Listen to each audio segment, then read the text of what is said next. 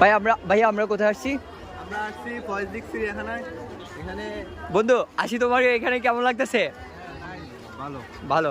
ভাই তুমি কিছু বলবা, একটু বলো। এখানে আসি তোমার কেমন লাগতেছে? Good good good. শরম লাগে শরম। কেন আপনার শরম লাগতেছে কেন ভাই?